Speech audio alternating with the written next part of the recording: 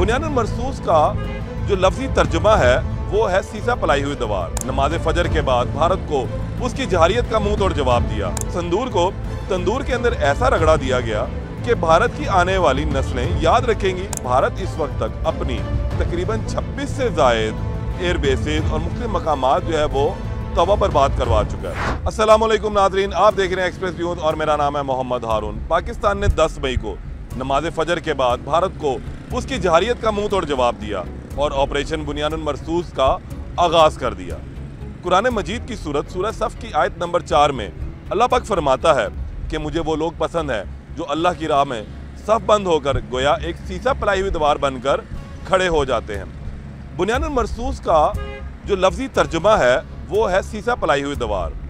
पाकिस्तान ने आखिर भारत के खिलाफ इस ऑपरेशन का नाम बुनियानुल मरसूस क्यों रखा है और इससे कबल पाकिस्तान कितने ऑपरेशन जो है नाम देकर भारत के खिलाफ कर चुका है। तकरीबन 1948 से लेकर आज 2025 तक कुछ 4 के करीब ऑपरेशन जो है वो भारत के साथ जो जंगी लड़ाइयाँ हुई हैं उनमें मुख्तलिफ नाम दिए गए, जिसमें एक ऑपरेशन का नाम ऑपरेशन गलमर्ग था, उसके बाद एक ऑपरेशन चंगेज़ खान था, ऑपरेशन जिब्राल्टर था और फिर अब भारत के साथ होने वाली ताज़ा तरीन जो एक लड़ाई गुजरी थी उसमें ऑपरेशन स्विफ्ट रिटार्ट का नाम भी दिया गया, जिसमें भारतीय पायलट अभिनंदन कैप्चर होकर पाकिस्तान के कब्जे में आया था। हम खैर सगाली के तौर पर उसे रिहा कर दिया गया था। लेकिन 10 मई को जो ऑपरेशन लॉन्च किया गया इसका नाम बयानुल मरसूस रखा गया। इससे कबल भारत ने एक ऑपरेशन लॉन्च किया था जिसमें ऑपरेशन संदूर का नाम दिया गया, तो हम पाकिस्तान ने उसको ऑपरेशन तंदूर बना दिया। इस ऑपरेशन संदूर को तंदूर के अंदर ऐसा रगड़ा दिया गया कि भारत की आने वाली नस्लें याद रखेंगी कि पाकिस्तान के खिलाफ जहारियत का क्या सबूत उसको मिल सकता है और किस तरीके से जहारियत का जो है मुंह तोड़ जवाब दिया जा सकता है। अब सूरत हाल ये है कि भारत इस वक्त तक अपनी तकरीबन 26 से जायद एयर बेसेस और मुख्तलिफ मकामात जो है वो तवा बर्बाद करवा चुका है और आज भी इतलात आ रही हैं कि भारत के आज भी कुछ जंगी तैयारे पाकिस्तान ने गिरा दिए थे। तहम ये गैर मुसद्दक़ा इतलात थी, लेकिन आज के इस ऑपरेशन में भारत को बहुत ज़्यादा हज़ीमत उठानी पड़ी है। भारत का बहुत ज़्यादा नुकसान भी हुआ है। S4 डिफेंस सिस्टम जो भारत ने रशिया से 2016 में खरीदा था और उसके बाद वो ये समझ रहा था कि अब पाकिस्तान समेत इस खित्ते के अंदर उसकी बहुत बड़ी कामयाबी हो चुकी है, कोई मुल्क उसके खिलाफ जो कार्रवाई नहीं कर सकता। ताहम आज पाकिस्तान के JF थंडर 17 तैयारों ने ये करूर भी खाक में मिला दिया और भारत का ये S400 जो दिफाई सिस्टम है वो मलिया मेट हो गया। 1.5 बिलियन यानी कि 1.5 अरब रुपए की लागत से खरीदा जाने वाला ये सिस्टम इस टाइम निस्तो नाबूद हो चुका हुआ है। इसके अलावा सिरसा, अजोड़ी और मुख्तलिफ मकामात पर जो एयरफील्ड और एयर बेसिस को जो है निशाना बनाया गया, हैकर्स के हमले किए गए, साइबर हमले किए गए और भारत का जो बिजली का निज़ाम था 70% तक वो मुकम्मल नकारा बना दिया गया। दिफाई निज़ाम को जो है पाकिस्तान ने जैम कर दिया। ये तमाम सूरत हाल फजर से लेकर सुबह 10 बजे तक जारी रही और दिन के उजाले में जो पाकिस्तान ने पैगाम दिया था कि जब हम करेंगे तो फिर पूरी दुनिया देखेगी, और फिर ऐसा ही हुआ कि पूरी दुनिया ने देखा भी।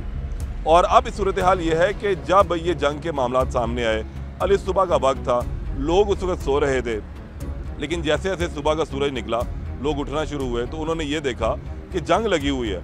लेकिन मैं तो लाहौर शहर के मेन चौराहे पर मौजूद हूँ।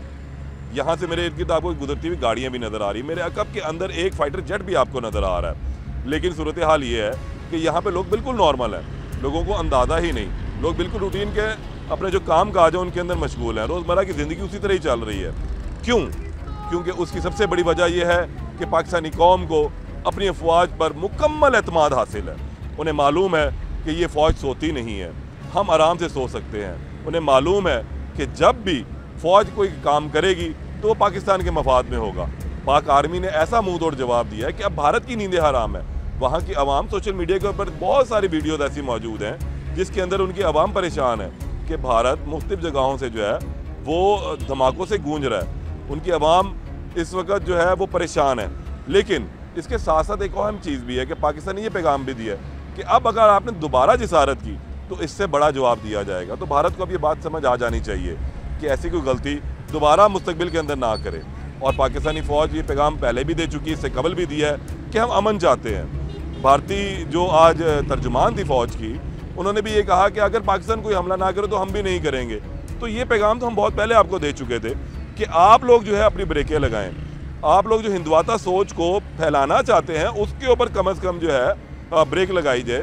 ये सोच आप अपने हद तक रखें, उसको अपने इर्द गिर्द के जो करीबी ममालिक हैं, हमसाया ममालिक है, उसके ऊपर इम्पोज बिल्कुल मत करें। लेकिन शायद भारत ने चुतराहट का सोचा था और आज वो चुतराहट जो है पाकिस्तान ने भरपूर तरीके से निकाल भी दिया। पाकिस्तान के पल्ले कुछ भी नहीं, बहुत कुछ है लेकिन भारत के पल्ले कुछ भी नहीं रहा। तो अब सूरत हाल ऐसी है कि भारत अगर चाहे तो पाकिस्तान की तरफ दोस्ती का हाथ बढ़ाए और उसके बाद इस जंग को ख़त्म करके अपनी शिकस्त को तस्लीम कर ले।